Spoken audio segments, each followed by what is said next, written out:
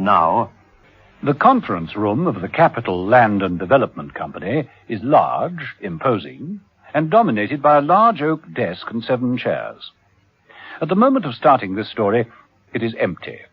Miss Charles, an attractive, icily efficient young woman, is placing pads and pencils around the desk.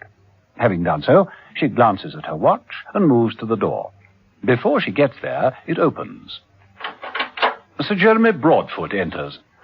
Everything is set for tomorrow morning's board meeting, Sir Jeremy. Good. Thank you, Miss Charles. If there's nothing else, I'd like to get away early. Certainly. Thank you. Important date tonight, Miss Charles? I just wish to leave early. Good night, Sir Jeremy. Miss Charles left the room and the building with cold dignity. Sir Jeremy permitted himself a smile as he watched her climbing into her car. What he didn't see was another car parked across the road. It had 2 men in it. They watched Miss Charles drive off. They saw Sir Jeremy draw the curtains of the conference room. They looked at each other, removed a suitcase from the back seat, and one of them said, Overture and beginners, old man. 5 minutes to go and curtain up.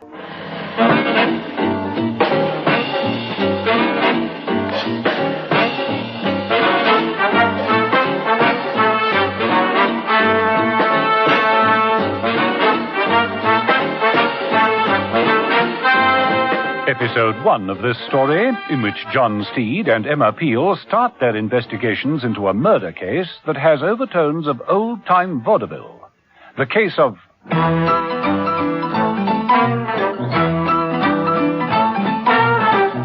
Stop me if you've heard this. The 2 men in the car were Merry Maxie Martin and his partner, Jolly Jenkins.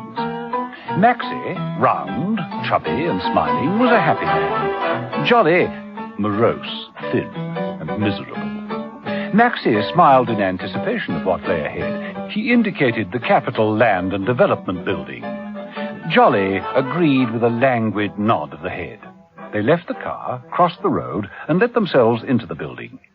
In the corridor that led to the conference room, they stopped. Maxie put down the suitcase. This'll do all right. Quick change. Right. Ta-tum, ba-bum, ta-tum, ba-bum, ta-ta-ta-ta-tum, ta-tum, ba-bum. Open up, we're in the wings. Jolly Jenkins opened the case, and from it took a battered straw hat, a false shirt front, and a magician's wand. Maxie donned a coloured bowler with blonde straw hair attached and placed a clown's red ping-pong ball over his nose. They both changed their shoes. Jolly into a pair of tap shoes, Maxie into the oversized clown's shoes.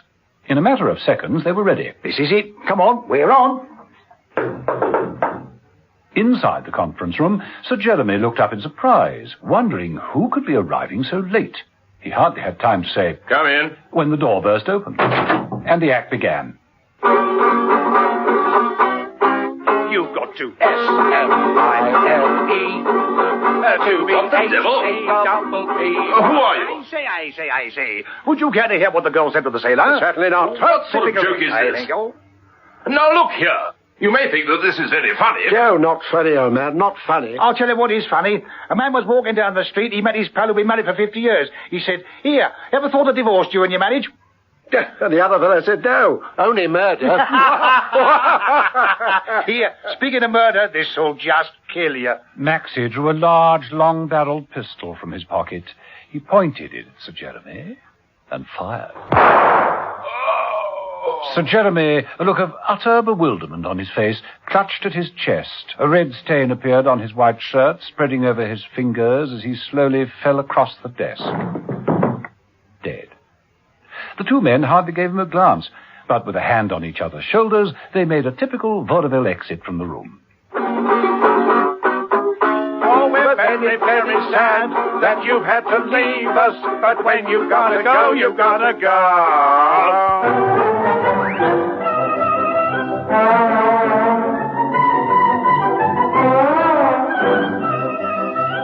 Much later, another car made its way through the web of streets towards the Capital Land and Development Building. It was Steed's car. He was at the wheel, Mrs. Peel alongside, with a very intricate street map. Where are we now? Page 31. Oh, that helps a great deal. Oh, sorry. According to this, we should just have passed over a couple of squiggly lines with a blob at the end. A railway bridge. And dead ahead is a broad band with zigzags. What? That's the Thames. Oh, well then we take the first left before that. Right. No, left. I mean right. Left. We sound like a music hall act. Right, I mean. Oh, forget it. It's the 1, 2, 3, 4, 5 on the right. Gotta be right this time. How was Sir Jeremy Broadfoot killed? Shot. The boys moved in, cleaned the place up, left everything for us. Signs of a struggle? Oh, not at all. This car may be tricky to handle in a confined area, I meant but... Sir Jeremy. Any signs that he's... Left? Taken by surprise. I know, but I realized we should... I meant Sir Jeremy. No sign of a struggle. He was taken by surprise. Or knew the murderer. Now we want 1, 2, 3, 4, 5, 6, 7, 8, 9, 10. 11th on the right. That is... Yes. Then we are... Oh, dear. From where I sit, it looks as though you've got the map upside down. It is. Upside down. Well, then we'll just have to go back to the beginning and... Hey, look. The Capital Land and Development Company. Stop! But how? Never question the dark mystique of fortuity, Mrs. Beale. Just close the darn map and get out. Let us hasten to the scene of the crime. Some minutes later, Steed and Mrs. Peel were in the conference room, gazing down at the chalk markings on the floor which outlined where Sir Jeremy had slithered off the oak desk. I suppose the whole place has been what the crime writers call thoroughly searched. Thoroughly. Mrs. Peel reached down under the desk and retrieved a magician's wand. She gazed at it reflectively. The results are waiting for us in Sir Jeremy's private office. This way. Oh, right. Mrs. Peel, aren't you forgetting something? It's 241 shopping days to Christmas? No? No. Oh! It's your birthday? No. Why have we been called in? Well, that's a good thought. Why have we been called in? Well, this company, the Capital Land Development Company, have just landed the contract. Ah, I see. What contract? Cupid. Cupid? Cupid. Who is he? What is it? In the event of war, where would the government want to go? The moon? Ah, no, quite the opposite. Underground. Cupid. C-U-P-I-D. The Cabinet Underground Premises in Depth. Are to be built by this company. Oh. So naturally, when one of their directors gets popped off... We are very concerned. Now, let's look at the evidence. Okay. What's Exhibit 1? A footprint found in the grounds outside. They took a plaster cast, I hope. They did indeed. This is it. Steed indicated a cast of a large clown's shoe. Small heel. All foot. There's something written on it. Yes, a footnote, as it were. Despite the size of the shoe, the impression depth suggests the person was of normal height. Not a giant. No. Unless, of course, he was a remarkably thin one. A dieting giant? Can't be very common. What have you got there? Oh, this? Mrs. Peel waved the stick she'd picked up. Oh, the stick. I picked it up in the other room under the desk. It seems to be... At the wave of the wand, it sprouted paper flowers. Ah, a bunch of flowers. For you, Steed, with my love.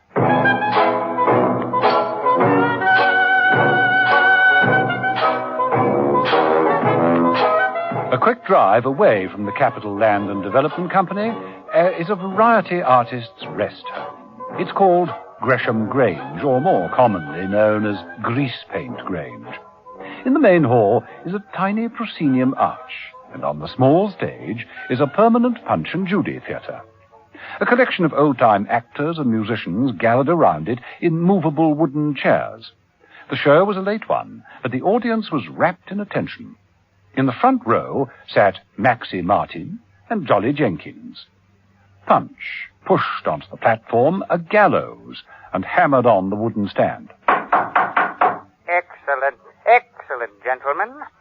There were no complications? None. Exactly as he says. It went exactly as rehearsed. And you're quite certain you were not seen? Oh, quite certain. Not a soul was about. Just like first house on a Monday. We didn't get an hand. Gentlemen, ladies, please, quiet. I must remind you that Sir Jeremy was only one of the board. Our work must continue. I agree. No resting, even matinees on the weekends. A long run, that's what we are after. Our revenge will not be complete until all the directors are gone. Look at this, gentlemen. This is a portrait of another director of the Capital Land and Development Company. His name is the Honorable Thomas Randolph Cleghorn. He is your next victim. Strike. Strike now. Now. He must be killed. Killed. Killed. Killed. Killed. Killed. Killed. Killed. Killed. Killed.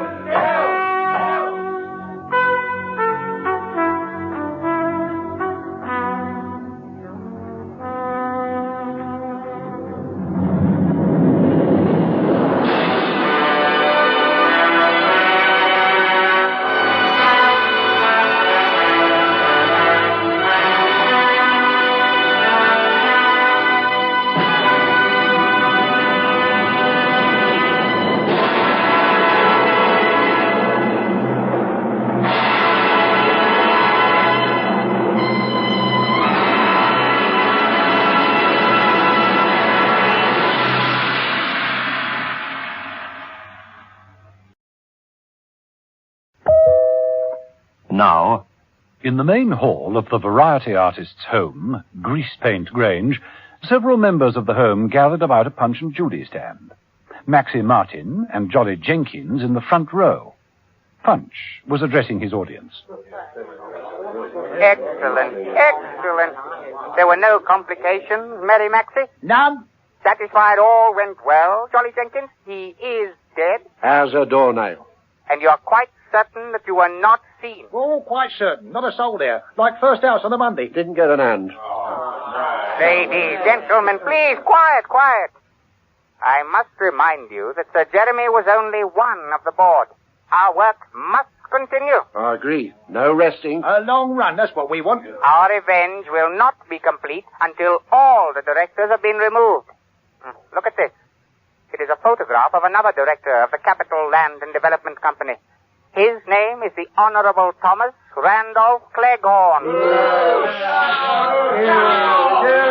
Punch waved the toy club and brought it down hard on the wooden platform in front of him. He is your next victim. Strike! Strike now! Now! Now! He must be killed! Killed! Killed! Killed! Killed! Killed! Killed! Killed! Killed! Killed!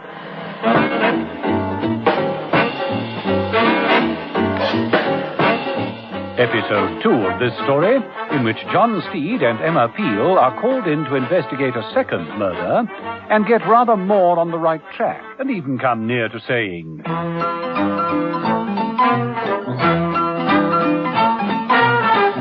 "Stop me if you heard this." John Steed and Mrs. Peel found themselves assigned to an unusual murder case. Murder cases weren't really their department. Normally, it would be a police or a Scotland Yard matter. But Sir Jeremy Broadfoot was an extremely important man whose company had just landed a secret government project. He had been shot dead, and his death might jeopardize the government planning. So, Steed and Emma Peel found themselves looking into things. They hadn't got very far, and certainly didn't anticipate that another murder had been arranged. The victim this time was the Honourable Thomas Randolph Cleghorn, who was extremely fond of hunting, shooting, and fishing. He was very much a hunting, shooting, and fishing man. Yes. Splendid day for a shoot, Ponson, eh? Oh, rather. Water looks fine. Plenty of fowl here. I should get a brace of plump duck within the hour. Should do. Look, I'll take the far shore side. You work round to the woods over there. Flush 'em out. Ducks will rise on this marsh. I'll give 'em a duck call. Oh, great. Listen. There, see? But what Cleghorn didn't know was that some little way away, in the marshland, merry Maxie Martin and Jolly Jenkins, attired in their stage outfits, were sitting in a flat punt. Jenkins blew through a musical instrument and repeated the duck call. Oh, that'll get 'em, Jolly. They'll be falling in the house. Got the feathers ready? Feathers at the ready, Maxie. Cha-dum-cha-dum-chum-chum. Dum-da-da-da-da-dum-da-da-da-dum-da-da-dum. And now, ladies and gentlemen, the most death-defying act since William Tell and the apple. Maxie stooped low into the boat and put on the colourful bowler.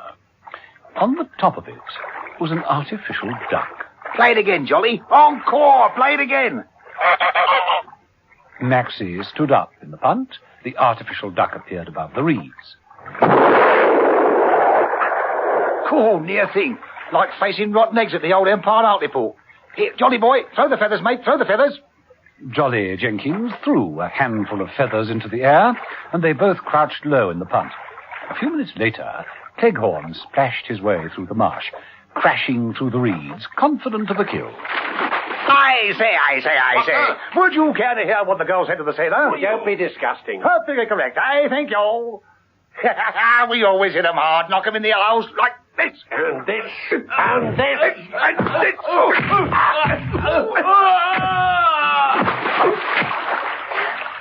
Maxie and Jolly made their exit in the punt. Oh, we're very, very sad that you've had to leave us, but when you've gotta go, you've gotta go.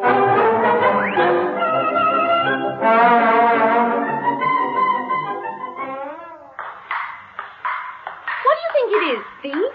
Red ping-pong ball with a hole in it. Concentrate on the game. I thought you were good at table tennis. I am. Come on, your service. 16-7. Of course, it needn't have anything to do with the murder. It was found on the scene of the crime, near Cleghorn's body. Yes, so you said. But the Honourable T.R. Cleghorn was drowned. And bopped on the head, severely. Very badly bashed on the top of his artistic cranium. Bopped with the traditional bopper, in fact. A blunt instrument. There. Shot. Oh, none of it makes much sense. Gigantic footprints, sticks that turn into bunches of flowers, and now red ping-pong balls. Well, perhaps I'll stand more chance of beating you if I used the red ping-pong ball. Or wore it as a nose. Hey, Steed. Da-da-da-da-da, all the world loves a clown. Mrs. Peel popped the red ball onto the end of her nose and did a little clown's dance. Now, why the devil didn't I think of that? Of course. Come on, Mrs. Peel, I've got another job for you. You're joking. Oh, I'm not. I'm not even clowning. Come on.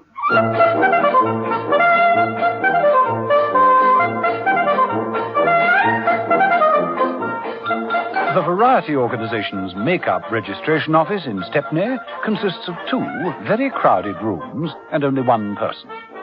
The person is Miss Marcia Rugman, a small lady, nervous and highly strung.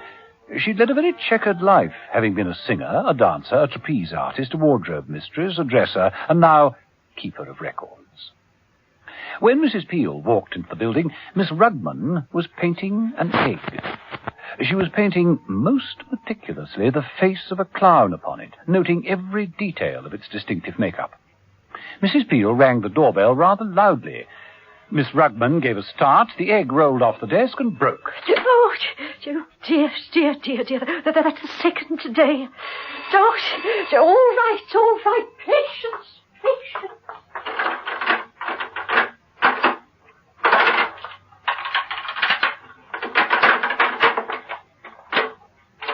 Yes? Marcia Rugman?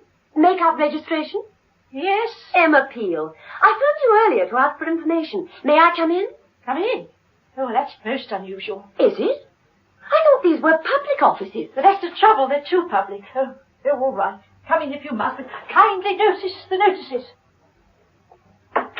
Mrs. Peel looked around the walls. There were many notices, all exhorting callers to take care.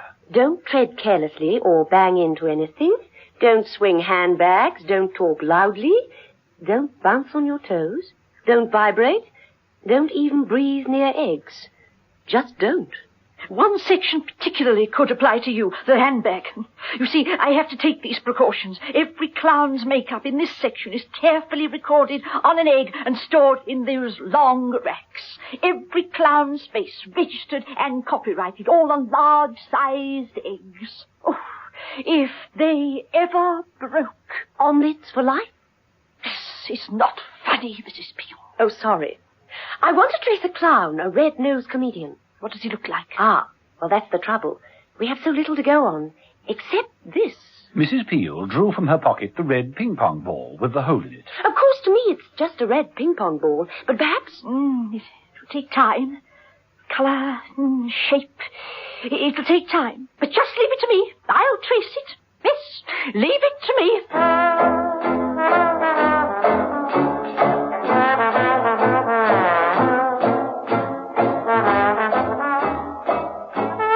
Miss Marcia Rugman may have been confident that she could trace this red-nosed comic, but the board of the Capital Land and Development Company weren't so sure it would do any good. A red-nosed comedian? Oh, really, Steed? Well, that's the line we're following, Lord Dessington. But where's the sense in it? 2 of our board have been murdered. You're trying to tell us that some fellow with a red nose... Would be excellently disguised. Not so, Seagrave? Steed's got a point there, my lord. All clowns look alike. What do you think, Wiltshire? I prefer a good baritone myself, or a troop of gals, eh? High-stepping young fillies. No disguising their charm. That's hardly the point. I still say, what's the sense in it, Steed? You were brought in because of Project Cupid, because the murders might be part of a bigger plot to wreck the project, and now we're talking about comedians. The whole thing's been trouble from the very start. This project... Oh, come now, Wiltshire. What do you mean, trouble? I thought it had all gone smoothly. And so it has, Mr. Steed. As the youngest member and accountant... you know least about it, Seagrave. What about the fights we've had? Bradfoot and Cleghorn arguing about the choice of materials, you and Dessington over the choice of subcontractors. Perfectly normal on a project of Cupid size. Natural to have disagreements on perfectly amicable terms. Yes, well, I won't keep you any longer, gentlemen. I don't have to warn you to be on your guard. Against comedians? What'll he do? Tickle us to death? It won't be a joking matter. Oh, incidentally, Mr. Seagrave, you were wrong about all clowns looking the same. Every clown registers his personal makeup. It's copyright. And they can all be traced. That's what we're working on at the moment. Well, good day.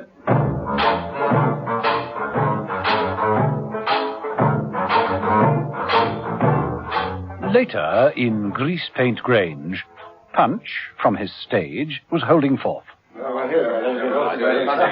Ladies and gentlemen, I have summoned this meeting because we do have an emergency. An emergency? What is it? We were all set to play the game with Wiltshire. Wiltshire will have to wait.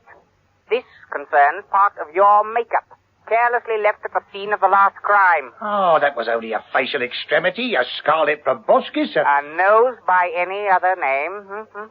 It was a vital clue to your identity. You have both been wearing full stage makeup. Well, I work best when I'm in I costume. feel naked without it. He's right. We work the act like this all the time. Quite. But your makeup is distinctive to you. Well, of course it is. If I found out anybody was pinching my act, you know what The registration offices. Miss Rugman. Exactly. She is the emergency. She must be disposed of. What do you say to that? Yes!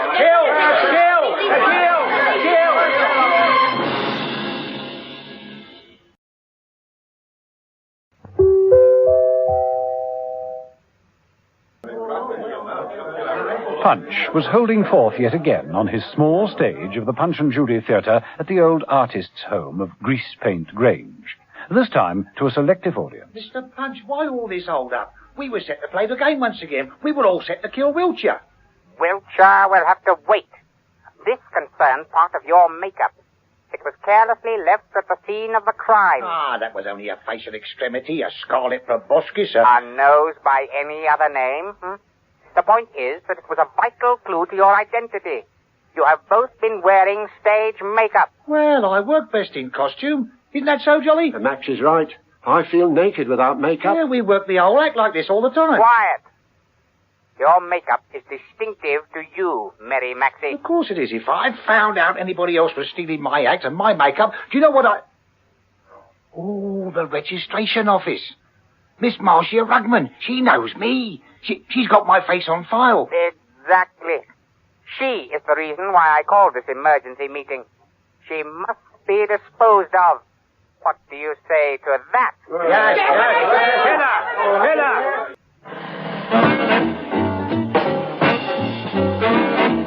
Episode 3 of this story, in which John Steed and Emma Peel hit even more trouble and meet a comedian's gag writer who says, inevitably,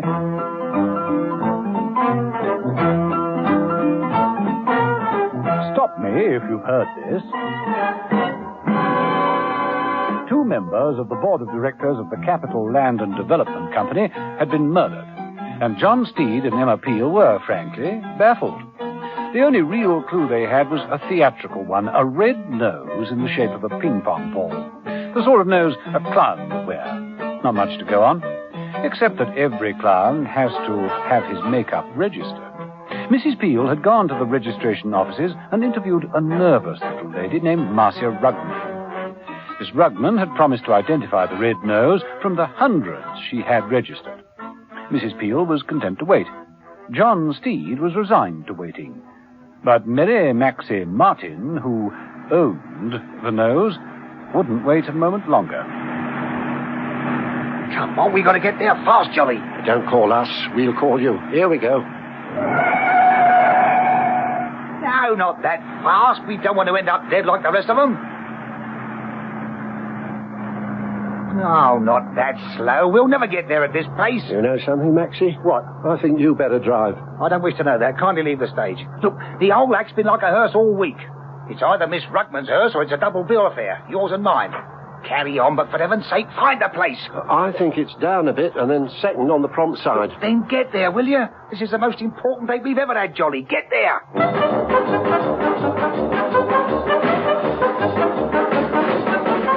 Miss Marcia Rugman had worked quietly but thoroughly for hours, going through all the clown's makeups illustrated upon her countless rows of eggs. She sighed impatiently. Oh, takes so much time. There are so many faces and so few clues. Think, I might just put my finger on him at any moment. And then again, of course, it could take days. Miss Rugman stretched out a nervous hand. This could be it. Yes, I think so. Now, all I have to do is to ring Mrs. Peel and report the whole matter.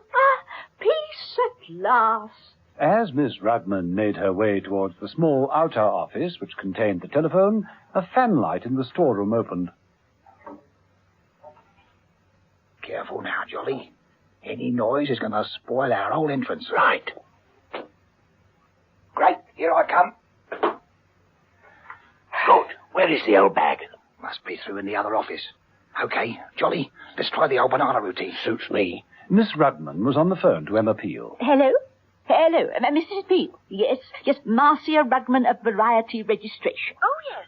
Have you any news for me? Yes, I think so. The red nose seems to be identical to that used by a variety comedian known as... Oh dear, something's happening. Hold on. Here we go, Jolly. A 1, a 2, a 3. I say. Would you care to hear what the girl said to the sailor? That is ridiculous. Perfectly correct, I think, oh. Now, what is this? What's going on? What do you think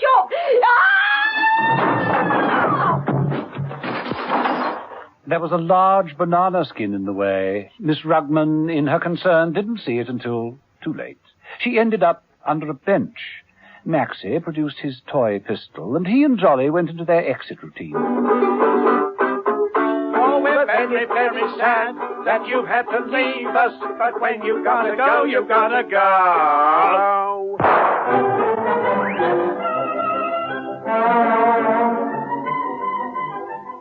It was Miss Rugman. She sounded as though she had something to tell me. Then she was called away, and there was some crazy type singing going on. I think the old girl's in trouble. You better come with me, Steed. By the time Steed and Emma Peel had broken into the registration offices, Maxie and Jolly had, of course, left. Miss Rugman didn't look a pretty sight, lying on the floor amongst the broken eggs and the filing cabinets. All the king's horses. And all the king's men. Poor thing, nasty mess. What the devil was she about to tell you? We shall never know. I sincerely hope we shall. Now, let's see. She was on the telephone. That's through here. Yes, the phone's still off the hook. What's this on the writing pad? Hey, let me see. A red-nosed comedian, The registration of Mary Maxie Martin. We could be getting somewhere at last.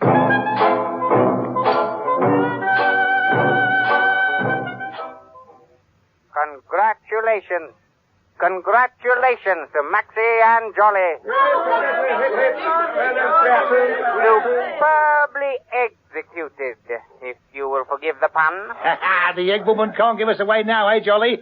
That's no yoke, eh? They don't call Maxie the man with a million cracks for nothing. Ba-dum-ba-dum-bum-bum. What's next, Mr. Punch? Or rather, who is next? Back to the directors, of course. Wiltshire. We had a new routine all worked out for him, didn't we, Jolly? Sure. This one will go like a bomb, Mr. Punch. Like a bomb. Right. Wiltshire it is, then. But first... Yes? First, I think you must think carefully. Is there anyone else who could give you away? Anyone who knows your act well? No, everyone we know is dead. Yeah, or soon will be. Right. Then you'd better get off to rehearse.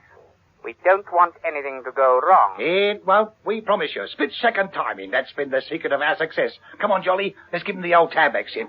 La-dum-ba-dum-bum-bum. Oh, we're very, very sad that we have to leave you. But when you gotta go, you gotta go. Meeting dismissed. That concludes our session. Here, there's just one thing, Mr. Punch. Oh? Yes. Who is it? Letty LaRue, the lass from Lancashire. What is it, Letty? You asked if there was anyone who knew Max's act. Well, what about the gag writer? Gag writer? Aye. I work through all the halls up north with Maxie and Jolly. They always have the same gag writer. You think he might give something away? Max and Jolly haven't really worked for years, but they could be traced through the gag writer. Quiet. Anyone know the name of this gag writer? Marler. Bradley Marler. That's his name. Bradley Marler.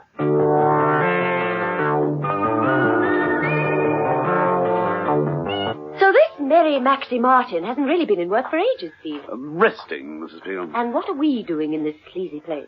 Bradley Marler. Who's he? A writer. The only person I can find who might lead us to Mary Maxie. He used to write his material for him. Gag writer? I've never met one of those before. Well, it's always nice to have a new experience. Here we are. Come in. Bradley Marler was an experience. Wearing dirty slacks and an enormous sweater, he was sitting behind a rickety desk peering at a typewriter. Papers fell from the desk, spilling over the floor. He looked up and ran his fingers through long, unkempt hair. Bradley Marler? If I'm not, I'm having a great time with his wife. Great time with his wife. Not bad, eh? Jot that down. I beg your pardon? It's a joke. Great time with his wife, and I'm not even married. Well, perhaps not. Yes, well, I'm John Steed. This is Emma Peel. Steed and Peel.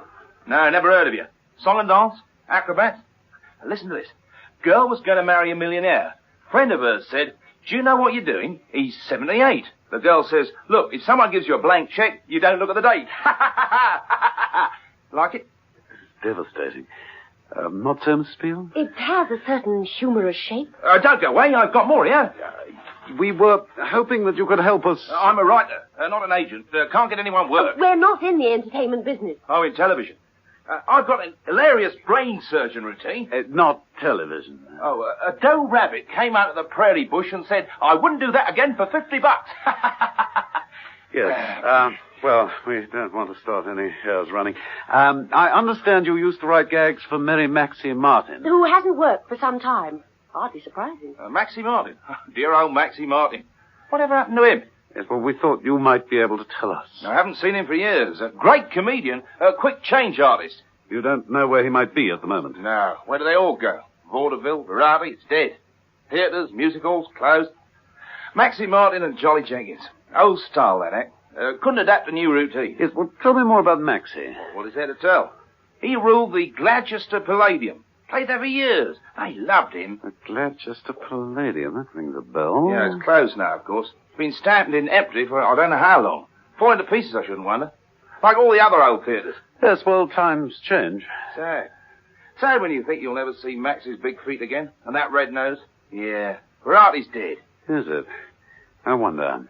Dead, but, Won't lie down? Or it might just be deciding to fight back. By trailing around the old haunts like the Gladchester Palladium. Let's go, Mrs. Peel. Bye, Mr. Marler. Thanks a lot.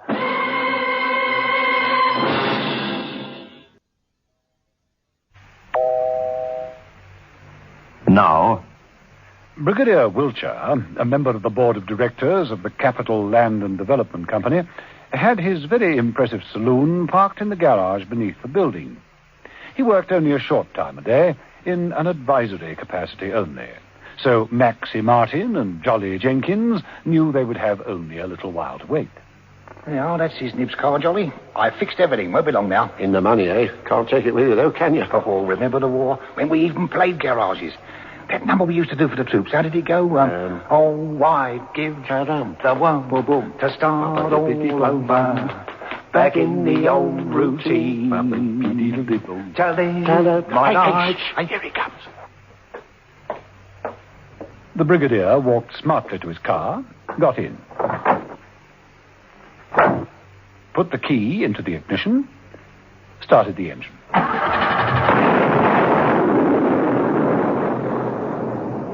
I told you it'd go like a bomb. Come on, let's make an exit. Oh, we're very, very sad that you've had to leave us. But when you gotta go, you gotta go.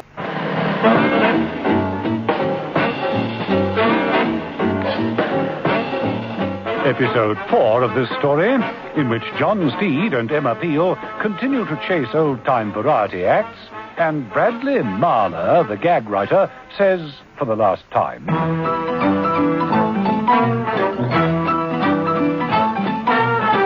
Stop me if you've heard this. John Steed was sure he was right in thinking that the murders of the directors of the Capital Land and Development Company were connected with old-time variety music hall. Mrs. Peel thought so too, but couldn't for the life of her see why. But there was evidence to link the crimes with Merry Maxie Martin and his partner, Jolly Jenkins. But no one, not even Bradley Marler, who used to write material for their act, knew where the two comedians were. It seems that old variety artists never die, they simply fade away. But successful company directors do die. Sir Jeremy Broadfoot, the Honourable Thomas Randolph Cleghorn, and now Brigadier Wiltshire. Lord Dessington, also on the board, was worried. Don't blame him.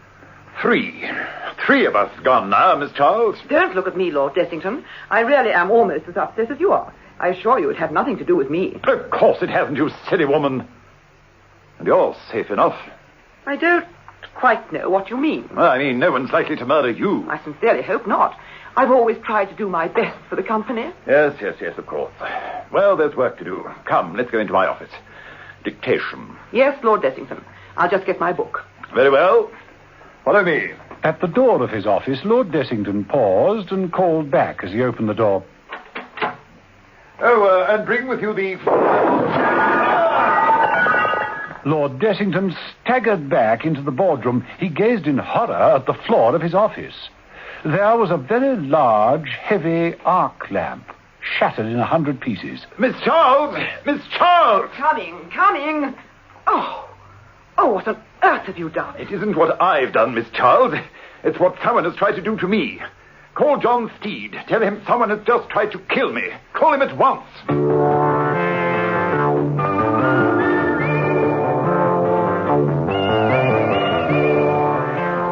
John Steed arrived in double-quick time.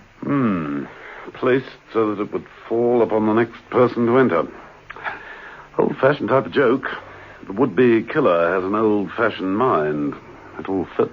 If I hadn't paused to give extra instructions to Miss Charles, then I'd probably... Yes, I see what you mean. But our killer made one mistake. He didn't get you. Lord Dessington, I've just heard the news. Are you all right?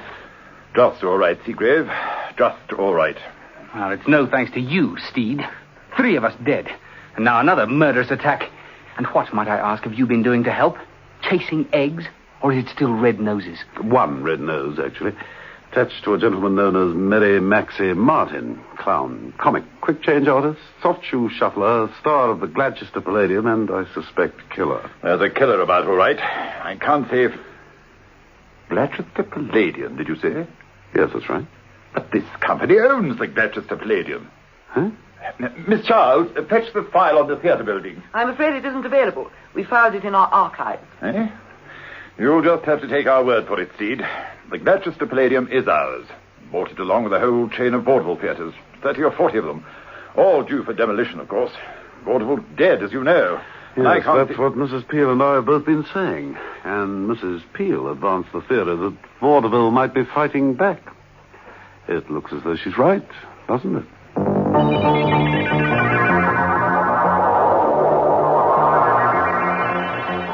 In the main hall of Greasepaint Grange, the home of old variety actors, Mr. Punch, on his small Punch and Judy stage, was once again the center of attraction. He banged the stand with his cudgel. Failed. Oh, we're sorry, Mr. Punch. Very sorry, Mr. Punch. Sorry? What's the good of being sorry? It was a total failure. Ah, don't worry. We'll do better, second house. Yeah, of course. Second house, we always slay 'em. Lord Dessington should now be dead. But he will be. Very soon. You can't win 'em all, you know. Jolly's right. We'll leave again immediately. It won't happen again. We promise. Come on, Jolly. Ba-bum, ba-bum, bum, bum. Yeah, we're very, very Wait. to leave. Hey?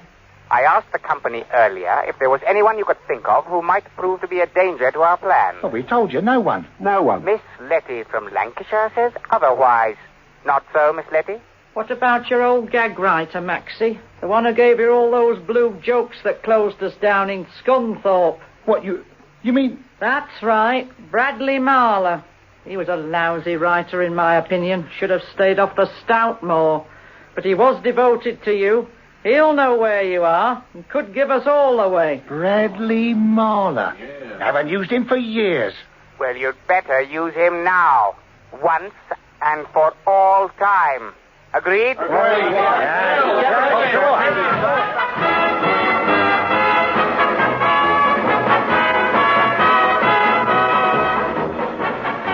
Bradley Marler, much as he loathed the medium, was working on a new TV series. It was clear from the amount of paper reaching up to his ankles that he wasn't getting along very smoothly. There was no knock at the door. It was merely thrown open. And entrance as usual. I say. Would you care to hear what the girl said to the sailor? Absolutely impossible. Ha-ha, perfectly right, I think. Oh. Maxie, Martin, and Johnny Jenkins. Great, just great. Hi, boys, take a chair. Hi. Long time no see. Funny you chaps should pitch up. You know, there's been a fella in here looking for you. Is that so? You hear that, Jolly? Just in time. We found you just in time. Where you been hiding yourselves? Underneath the arches. We dream my dreams away. Got it! Greasepaint Grange. That's where you've been, of course. And you plan a comeback, so that's why you come to me. You need fresh material. You want to get in and make a killing, that's right? A killing? That's right. A killing, that's right. Hey, do you remember that knife-throwing act I worked out for you? It was sensational.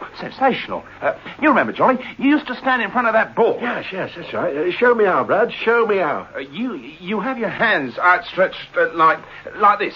And you, Maxie, you used to pretend that you were drunk. Great. Yeah, that's right. I used to stagger about the stage like this. Oh, yes. And I had a bit of pattern. I used to sing a little number. I'm hungover bad this morning. That's why they call me Max the Knife. And then I used to throw the knife, drunkenly, but of course very accurately, like this. Oh! The large, vicious-looking knife swished through the air. It was accurate. The handle protruded from the center of Bradley Marlowe's chest. Oh, we're very, very sad that you've had to leave us, but when you've gotta go, you've gotta go.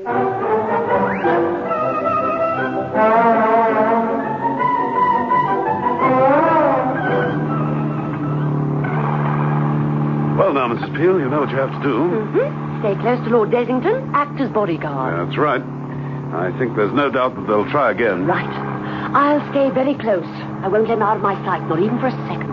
3 people have been killed, and, well, I suppose one can't blame people like young Seagrave for wondering why we haven't foreseen what would happen.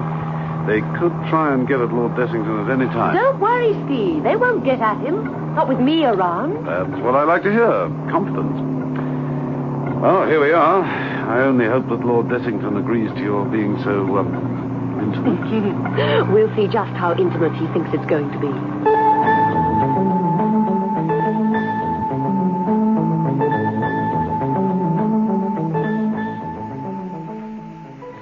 I'm very worried, Mr. Seagrave.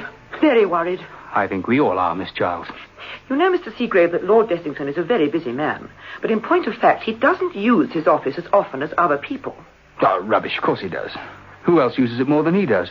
One person in particular. Who? Me. Good gracious. Well, you can hardly be serious. Who would want to kill you? That's what Lord Dessington said. He considers me completely unimportant.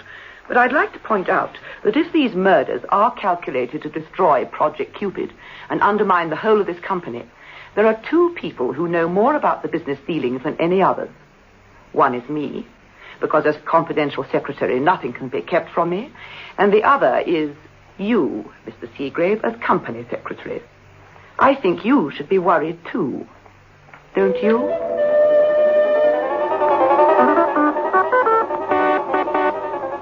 John Steed dropped Emma Peel off at Lord Dessington's and drove home in a thoughtful mood. When he entered his apartment, the phone was ringing. Steed? Steed. Mr. Steed. Marla. Bradley Marla? Yes, what is it? Don't know what you can make of this, but it really killed me. When Mary Maxie called. Maxie Martin called on you. Did you get his address?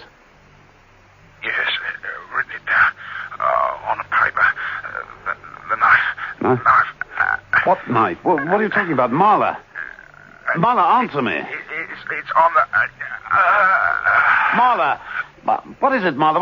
What are you playing at, Marla? No good, Steed. Bradley Marla has cracked his last gag.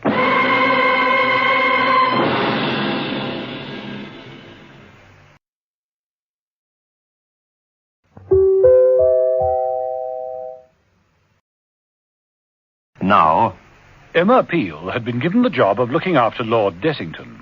She arrived at the offices of the Capital Land and Development Company and got straight to the point. Steve tells me I have to stay with you all the time, Lord Dessington. Never let you out of my sight. really, dear lady? You think it's necessary? Yes. Yes, I agree with Steed. Someone made an attempt upon your life and you escaped. It was a very narrow escape. They will try again. Oh, come now, not necessarily. Of course, I appreciate the service, Mrs. Peel. Apart from the assignment, Lord Dessington, Steed and I thought... Shh. Carry on. Act normal. Leave this to me. There's someone outside the door, and I'll attend to it right now.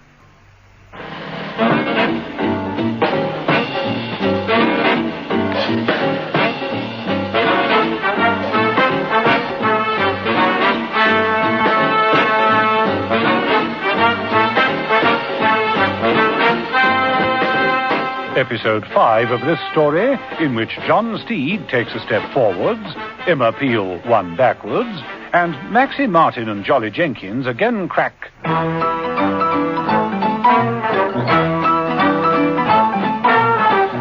Stop me if you've heard this. With 3 murders, 1 attempted murder, and 1 undiscovered murder they knew nothing about, John Steed and Emma Peel were not doing very well on this case. They knew that the whole board of the Capital Land and Development Company was threatened with destruction. They knew that a vaudeville artist, known on the boards as Merry Maxie Martin, and his partner Jolly Jenkins, were possibly responsible for the crimes. But how and why was still a mystery.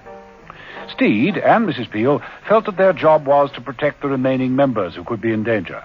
Lord Dessington was an obvious target, one attempt having already been made on his life. Shh. Wait. Oh, Miss Charles, isn't it? Oh, dear. Oh, dear, dear, dear, dear. Quite thrown off my balance. Oh, I'm so sorry, Lord Dessington. I didn't mean to disturb you. No. Come in, Miss Charles, come in. Miss Charles is in. I came to remind you, sir, that you are due at Farrington Hall today. You asked me to jog your memory. Yes, so I did. Do you fancy a trip into the country? Oh, yes. Yes, I think that sounds very attractive. You are going with Mrs. Peel? Well, why not? I'm sorry, sir. I apologize. After all, it has nothing to do with me. You're right there. I have apologized. What is it, Miss Charles? Don't you approve of my charming bodyguard? Mrs. Peel has agreed to look after me. You think it's a good idea? It isn't for me to say, sir, is it? No, it isn't. But now you've shown your disapproval, you might just as well continue your opinions. Well, as you have asked, I hardly think that it is right for the company's image. Do you think that another murder might help the company's image, Miss Charles? I hardly think that the would-be killer will strike again so soon, particularly at Farrington Hall. However, Lord Dessington, I'm sure that the lady knows what she is doing. Yes, I'm sure that she does. Shall we go then, Mrs. Peel? Before the sparks fly.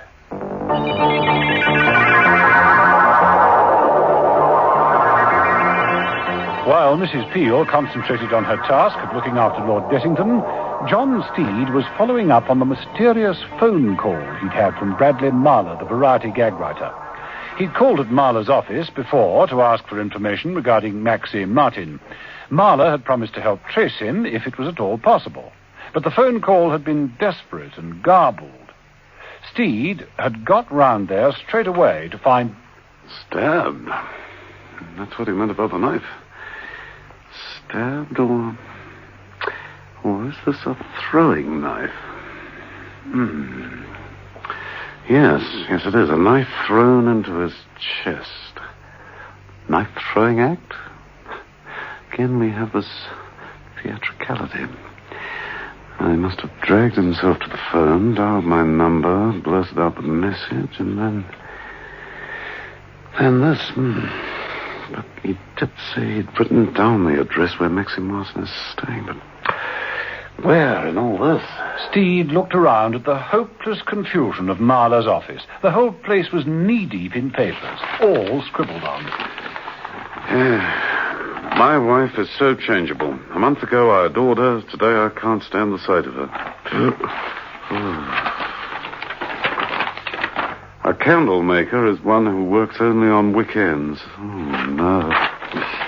No wonder Maxie Martin gave it up if this is all he had to go on. Oh, well, somewhere amongst this lot is the clue I'm after. It's only a question of time.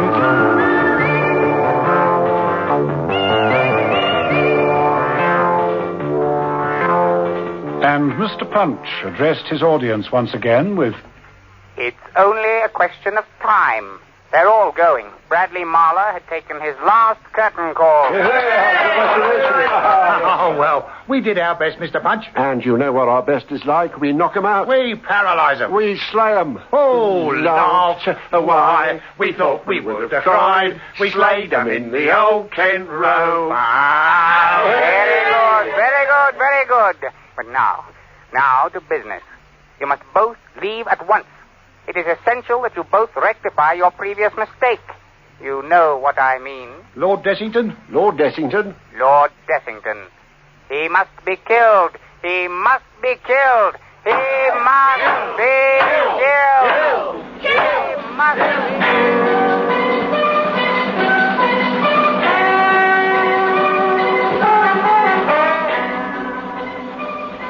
Lord Dessington drove Mrs. Peel down into the country. He was in a particularly thoughtful mood. A penny for them, Mrs. Peel. Oh, just going over things. Steed and I haven't done too well on this case, Lord Dessington. Well, it's hardly your fault. The whole affair is quite bewildering. I mean, what the devil have we got to do with music halls and all that sort of rubbish? Well, it's clear enough that your company has taken over lots of the old variety theatres and is in the process of pulling them down. Even so, that's just a business transaction. Vaudeville is dead. There's no place for it. We can't blame us. But somebody does. Yes, but why? I'm not sure. There's more to it than that. The Variety Act is just a cover-up. There's someone who's behind it all. It must be someone who knows about Project Cupid. Eh? You think so? I'm sure of it. Well, I don't see it myself. Well, neither do I. That's the reason I'm trying to think it all out. How long has Miss Charles worked for you, Lord Dessington? About 2 years. Yes, I see. And all the information on Project Cupid is filed away in the offices of the Capital Land and Development Company? Of course. I'll tell you quite frankly, Mrs. Peel, that I'm darn glad to get out of the place for a bit. I don't know why, but I feel safer in the country. Well, I wouldn't be too sure about that, Lord Dessington. Are we here already? Yes, this is Farrington Hall. Or at least where it will be. But it isn't even built. No, not yet. But it's all planned. Like your opinion on it.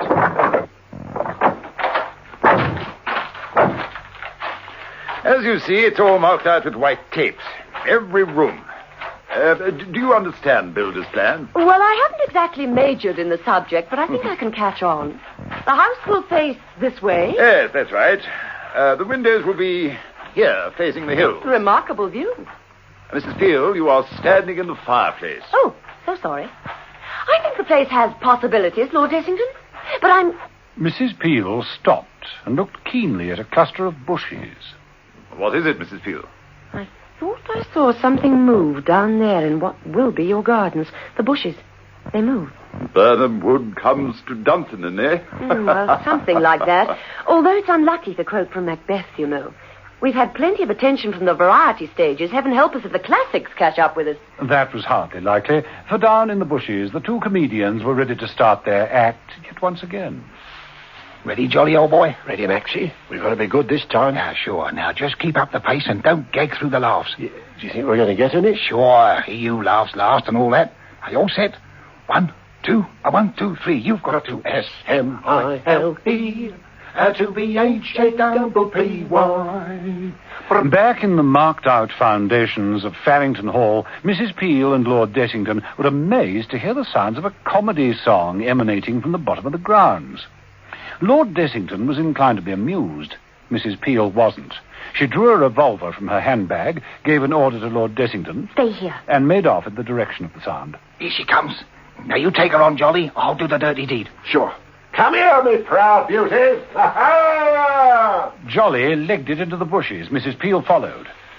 But Mary Maxim Martin remained hidden. Then, when all the confusion appeared to have passed, he calmly walked up the slight slope and said to Lord Dessington, Oh, I'm very, very sad that you have to leave us, but when you gotta go, you gotta go. What the devil? Keep your hands off! That's too bad. A bit of a tight squeeze, as the actress said to the bishop. Maxie had his hands round Lord Dessington's throat. A short while later, Lord Dessington died. Mrs. Peel tore after Jolly Jenkins, but she didn't catch him. In a strange way, he seemed to know the undergrowth better than she did. He just vanished. I missed him. How the devil did that happen? Not a disappearing act as well. Mrs. Peel returned to the marked-out patch of ground where Lord Dessington had planned to build Farrington Hall. He lay sprawled in the grass amongst the chalk marks. Oh, no. It was at that moment that Mrs. Peel heard the car taking off. She could have sworn that someone in the car was singing. Very, very sad that you've had to leave us, but when you've gotta go, you've gotta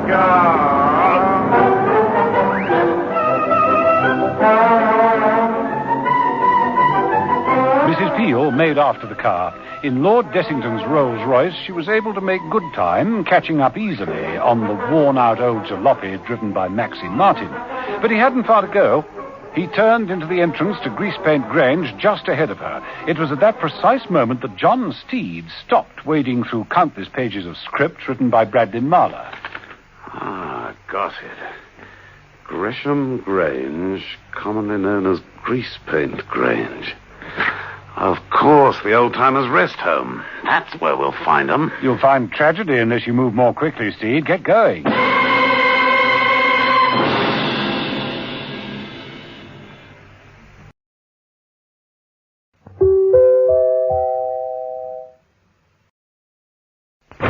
John Steed knew that somewhere amongst the mound of papers in Bradley Marlowe's office was the clue to where Mary Maxim Martin lived. Bradley was dead, and Steed knew that Maxie had killed him. Steed suspected that Maxie and his partner Jolly Jenkins were responsible for all the murders in this very unusual case. So he searched furiously for the address. And then... Gresham Grange, otherwise known as Greasepaint Grange. Of course, the old-time variety artist home. That's where they live, and that's where the whole affair will be solved. Now, how the devil am I going to be accepted as an old-time theatrical artist? Oh, well, perhaps it won't be so hard after all.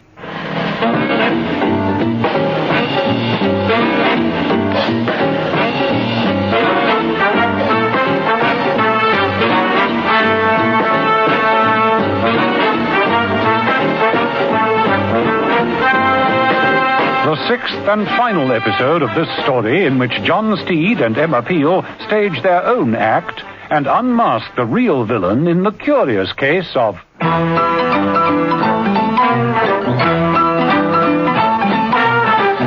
Stop me if you've heard this.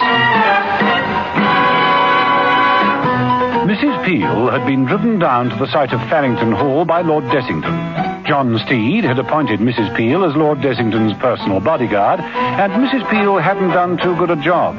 Lord Dessington was dead, strangled by Maxie Martin, who, with his partner Jolly Jenkins, had made a smooth getaway. But Mrs. Peel had followed them and ended up at Grease Paint Grange. Outside the building, she swung the car to a stop. To her surprise, she found herself confronted by a policeman. Good afternoon, madam. What seems to be the trouble? Oh, well, I can't explain, officer, but I've traced 2 men here. I suspect they're criminals.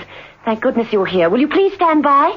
I may need you to make an arrest. Well, of course, ma'am. I'm on duty. Got me truncheon ready, and where I hit, no grass ever grows. Like this.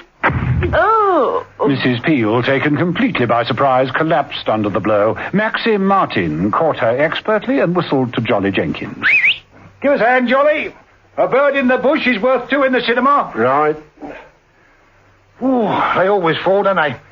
Funny I can always fool a woman. Bless him. What would Madness be without him, eh? Too true. Let's get her inside. Mr. Punch will want to know the latest happenings. Now, you take her feet. I'll hold her under the arms. Here we go now, then. We're very, very pleased that you come to join us. And when you've got to come, you've got to come.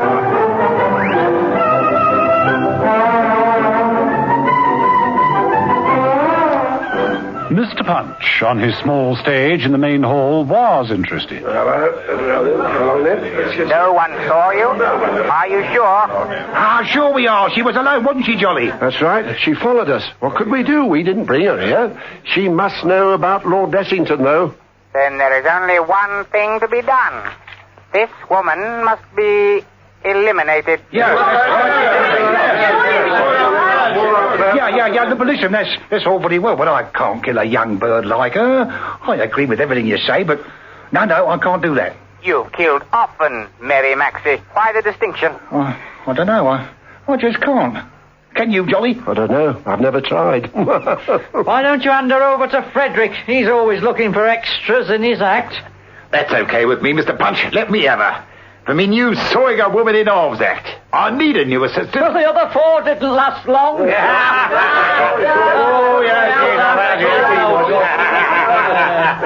Now, look, that's not fair. Listen to me. That'll be horrible death. Look, Mr. Punch, look, if we got to kill her, then let's do it quickly. Then who will volunteer to do it quickly? You say you won't, Maxie? No, I've already told you, no. Then it is agreed. Give her to Fiery Frederick. Well, that's agreed then. So what? What happens now? What's the next move, Mr. Punch? We have nearly completed the mission. There will be a final meeting here this evening at 6 o'clock. Understood? But there's only one more left on the board, and 6 o'clock. Ladies and gentlemen, that's enough.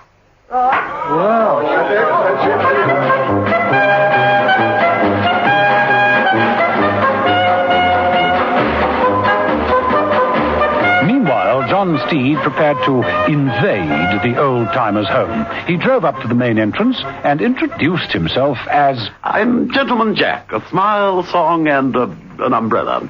Any umbrellas, I'm afraid we're full up. Can I help you otherwise? Well, this is Grease Paint Grange, the home for retired West End fun makers. Yes, a stopping-over place for resting artists. Yes, well, I'm resting. Right. Oh, not here, you're not. No vacancies. You can't stay here. Not even if you're good. Oh, but surely you can't have any objections to showing me around. I mean, I may be able to put a little money into the place. Angel Jack, that's what I've been called in my time. I'm married an angel. Some people have all the luck, of course.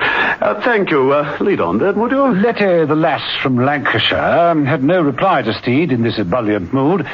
He walked straight past her into the main room. Oh, very well. I suppose a quick look round won't do any harm. Now, this is the main hall. We're all very comfortable here, as you can see. This is, of course, the lounge. A small Punch and Judy stand. All entertainment's laid on.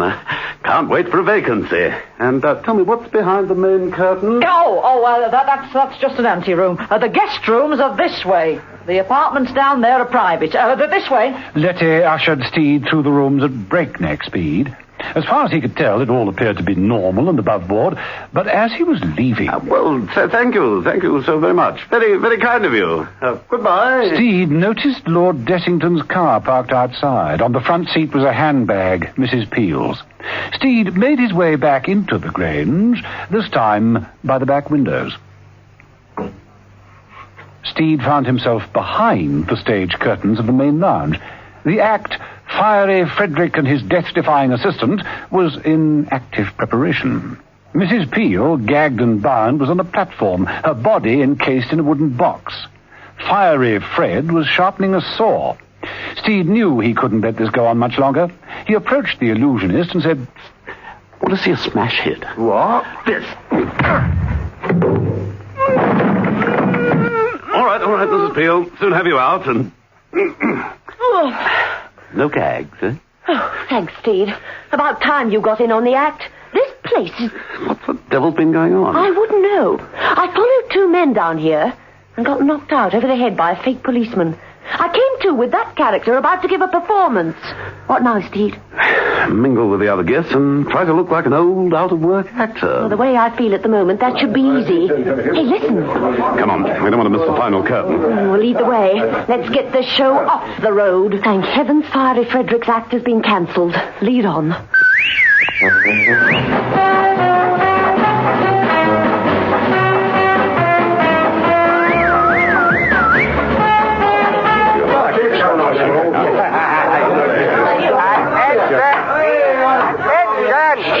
Attention!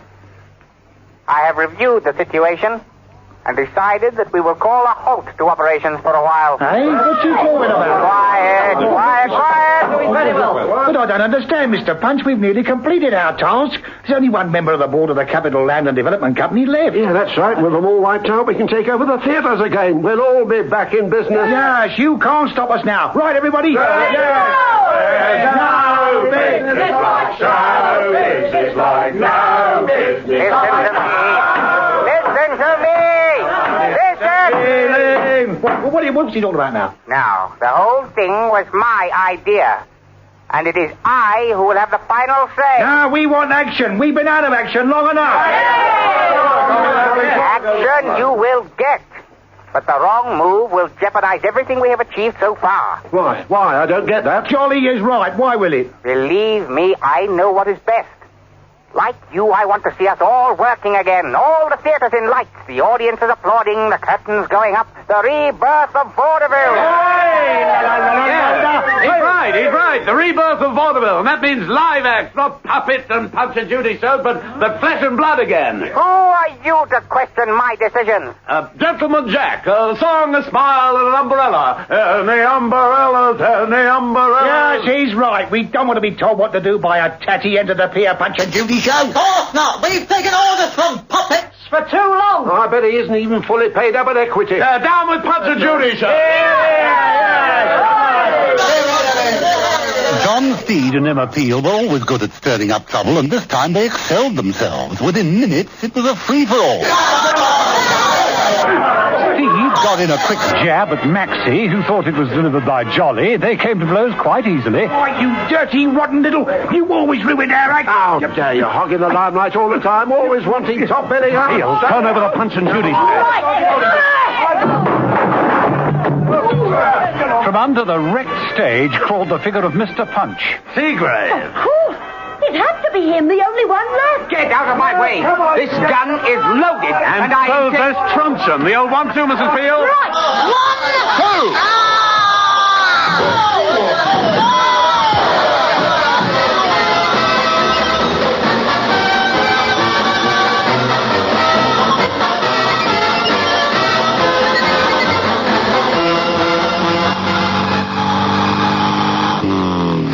It was all a plan to sabotage project suited. Seagrave assumed that being the only one left on the board of directors of the Capital Land and Development Company, he'd be able to ruin the high plan. Very nearly succeeded, too, didn't he? He had his own contractors. He could have planted explosives underground, sabotaged the whole thing before it even began. How very pathetic. Using out-of-work actors to bring it all about. Sad, really. Oh, well, I suppose none of them will ever make the big time now. No, might get some work on South African television. Like to see a show this evening, Mrs. Beale? A live show? Oh, I don't think so. Thanks, Steve. I think I'd sooner take in a movie. Perhaps a horror movie. Bound to be one on somewhere. So much less frightening than the real thing, I agree. But I prefer really witty comedy. Which reminds me, did I ever tell you the story about... well, stop me if you've heard this one, won't you?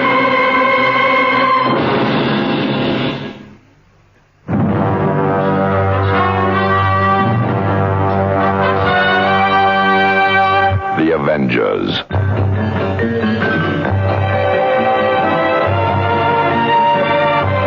Listen every evening, Monday to Friday, to John Steed and Emma Peel, The Avengers.